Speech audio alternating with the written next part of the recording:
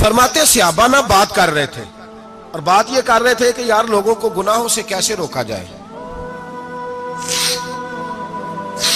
لوگوں کو گناہوں سے گفتگو صحابہ یہ کر رہے تھے۔ عبداللہ ابن عمر کہتے ہیں بیٹھے تھے اور جو گفتگو کر رہے تھے کہ گناہوں سے پلاننگ جی ہوتی تھی، ان کی جو محفلیں ہوتی تھی نا بیٹھ کے، وہ خوش گپیاں نہیں ہوتی تھی بلکہ وہ تبلیغ کی، جد و جہد کی، لوگوں کو برائی سے منع کرنے کے لیے بیٹھتے تھے، اس پر منصوبہ بندی کرتے تھے، پلان کرتے تھے، آگے ترتیب دیتے تھے۔ گفتگو ہو رہی تھی تو اب آپس میں بات ہونے لگی کہ کون سا گناہ زیادہ برا ہے جس پر سب سے پہلے کام کیا جائے۔ تو دور ایک صحابی بیٹھے تھے، ان کا نام تھا عبداللہ ابن عمر، ایک عبداللہ بن عمر ہے اور ایک عبداللہ ابن عمر ہے۔ حضرت عبداللہ ابن عمر دور بیٹھے تھے، بڑے سمجھدار سیانے باریک بین آدمی تھے۔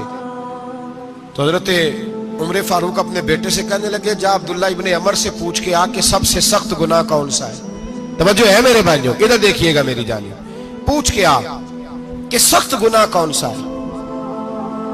عبداللہ بن عمر رضی اللہ تعالیٰ عنہ کی خدمت میں جب عبداللہ ابن عمر گئے تو جا کے کہنے لگے کہ صحابہ پوچھتے ہیں کہ آپ نے زیادہ وقت گزارا ہے نبی رحمت صلی اللہ علیہ وسلم کے پاس، تو بتلائیے برا گناہ کون سا ہے، سب سے سخت گناہ، تاکہ سب سے پہلے اس پر پابندی لگائی جائے، اس پر محنت کی جائے۔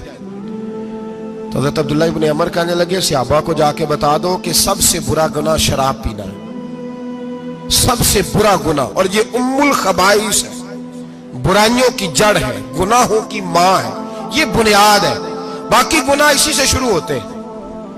کہتے ہیں میں نے آ کے بتایا تو حضرت ابو بکر صدیق رضی اللہ تعالیٰ عنہ سیدنا فاروق اعظم کہنے لگے خود جاتے ہیں، ان کے پاس خود جاتے ہیں، چونکہ ہم نے بات سننی ہے ہم خود جاتے ہیں اور ان سے جا کر کے سوال کرتے ہیں کہ اگر آپ کو اس تفصیل کا پتہ ہے نا تو اس کے پیچھے بھی کوئی تفصیل ہوگی جو میرے نبی پاک نے بیان کی ہوگی صلی اللہ تعالی علیہ وسلم، اس تفصیل کا بھی آپ کو پتہ ہوگا جو نبی پاک نے بیان کی ہوگی، اس بات کے پیچھے جو بیک گراؤنڈ ہے، جو پس منظر ہے۔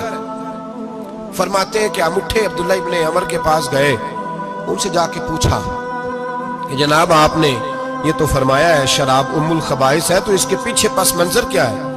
تو عبداللہ ابن عمر کہنے لگے یہ میں نے اپنے پاس سے نہیں کہا، یہ میں نے نبی پاک سے سنا ہوا ہے۔ حضور سید عالم صلی اللہ علیہ وسلم بیٹھے تھے تو حضور نے فرمایا شراب، یہ نشہ، یہ برائیوں کی ماں ہے۔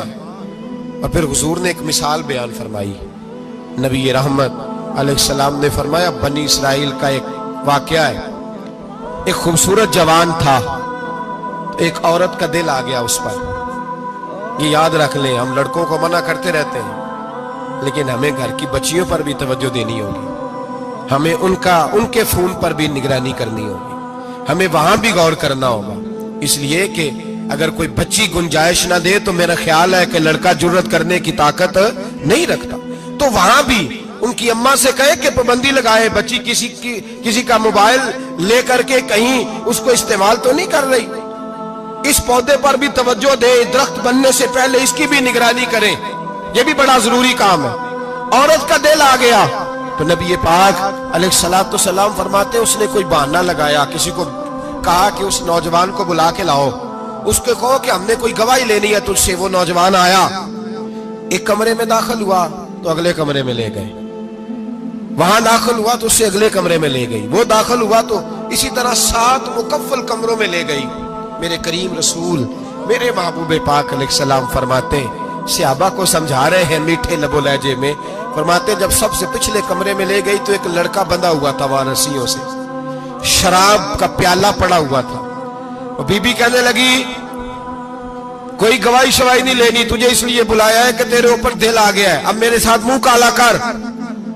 تو وہ جوان کہنے لگا نہیں، میں نے اپنے نفس کو پاک رکھا ہوا ہے، میری نظر بھی پاک ہے، دل بھی پاک ہے، اور اس کی برکت یہ ہے کہ رب نے میری روح کو بھی پاک رکھا ہوا ہے، تو میں یہ حرکت نہیں کر سکتا۔ پاک لوگ پلید کاموں کی جانب توجہ نہیں کرتے، میں یہ حرکت نہیں کر سکتا۔ اقبال نے اپنے بیٹے کو دعا دی تھی، اس نے کہا تھا حیا باقی نہیں ہے زمانے کی آنکھ میں، خدا کرے کہ رہے تیری جوانی بے داغ، خدا کرے کہ رہے تیری جوانی بے داغ۔ کہا میرے ساتھ منہ کالا کر، اس نے کہا میں نہیں کرتا۔ کہنے لگی چل پھر اس کو قتل کر، اس کو میں نے باندھا ہوا۔ اس نے کہا میں قتل کیوں کروں؟ मेरी क्या दुश्मनी है? कहा फिर शराब पियो। कहा मैं शराब भी नहीं पीता। तो कहने लगी अब तो मैंने तुझे अपने चुंगल में फांस लिया है, अब तू यहां से बच के जा नहीं सकता, और अगर तू बाहर जाएगा तो मैं शोर करूंगी, लोग जमा करूंगी, इसने मेरी इज्जत आबरू पे हाथ डाला है, तो तू बच तो नहीं सकता, एक काम तो करना पड़ेगा।